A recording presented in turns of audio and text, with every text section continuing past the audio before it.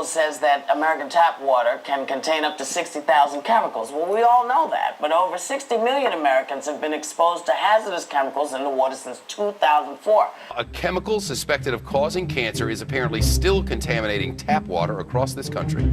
Well, do you know what's in your drinking water? A shocking Associated Press investigation found various pharmaceuticals in the drinking supplies of at least 41 million Americans. What kinds of drugs are we talking about, and how dangerous is this? Pretty wide range. Here's the drinking water in Washington, D.C. They found 6 pharmaceuticals in our drinking water. You need it or not, it's a virtual medicine cabinet in your tap water. The list includes over-the-counter pain medication, mood stabilizers, even hormones. Ibuprofen, caffeine, monosin, and about 3 or 4 others. The chemical known as chromium-6. Chemicals and nitrates from fertilizer and pesticides have crept into the water system. Contained trace amounts of the compound known as 2-butoxyethanol, or 2-BE. The chemical is a perfluorinated compound known as PFNA. Well, the federal limit for average trihalomethane levels in water is 80 parts per billion. Some readings from the Tennessee American Water Company ranged as high as 106 parts per billion.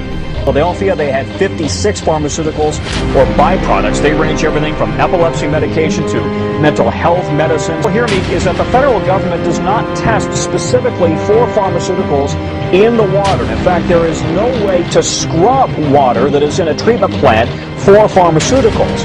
And so now we have a situation where states and cities across the country are just starting to realize that there are the remnants of pharmaceuticals in the drinking water. All of that said, Not all of them keep track of whether or not they're pharmaceuticals, but the ones that do, they all had traces of various medicines that no one really knows what effect this has on our health, because really they're kind of just reporting this for the first time, but because people really haven't done studies on what these trace amounts mean for our bodies, it's tough to know.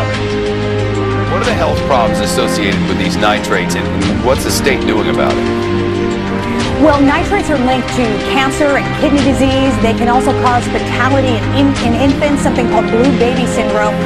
Long-term exposure to high levels of the chemicals can harm the liver, kidneys, and central nervous system, and may cause an increased risk for cancer.